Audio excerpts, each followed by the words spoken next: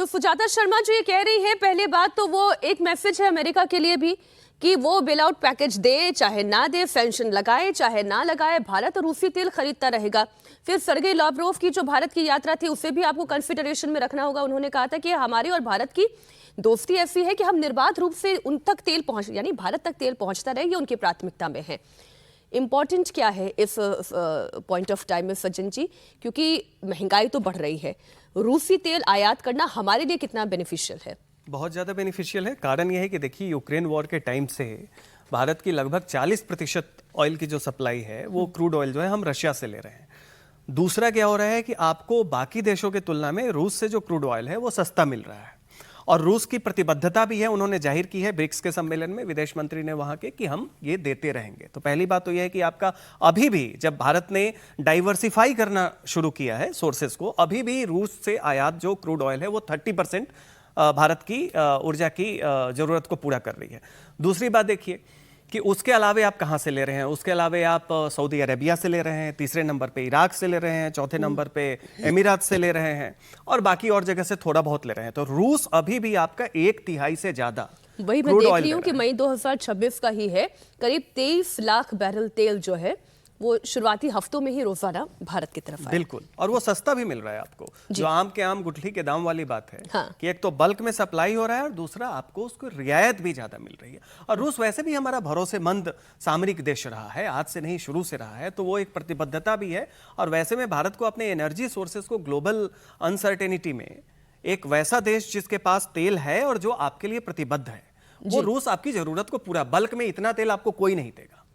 ये जो मोदी के प्लान बी की अजीत जी हम हमेशा बात करते हैं, ये उनका प्लान बी काम कैसे कर रहा है और बाकी देशों के लिए मुश्किल क्यों है, भारत के लिए ये मुश्किल अभी उतनी बड़ी क्यों नहीं दिखाई दे रही है? मुश्किल है, इससे तो कोई इनकार कर नहीं सकता। लेकिन जब आप पाकिस्तान से तुलना करेंगे, आप बाकी एशियाई कंट्रीज से तुलना करेंगे, तो भारत की स्थिति बेहतर क्यों दिखाई देती है? देखिए, अब इसमें हम लोगों की भी समस्या, हम लोग के सामने भी समस्या उतनी ही बड़ी है।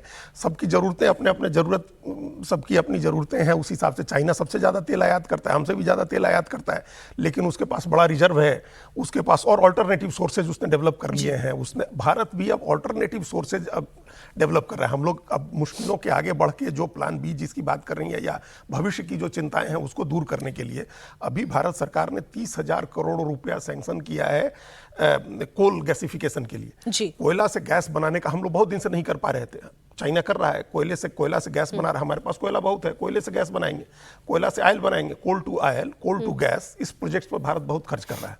दूसरा, हमारा पहला फास्ट बीडर रिएक्टर जो है थोरियम से न्यूक्लियर एनर्जी बनाने का, वो हमारा कॉमर्शियल इस्तेमाल के स्केल पर पहुंच गया है। अभी प्रधानमंत्री ने बहुत प्राउडली अनाउंस किया। तो हम thorium based nuclear power plant लगा रहे हैं, जिससे हमारी जरूरत पूरी होगी। हम कोल से गैसिफिकेशन और कोल से ऑयल बनाने के में बड़ा इन्वेस्टमेंट कर रहे हैं। और उसके अलावा यूएई से अभी प्रधानमंत्री डील करके आए हैं, उससे हमारा आएगा तेल।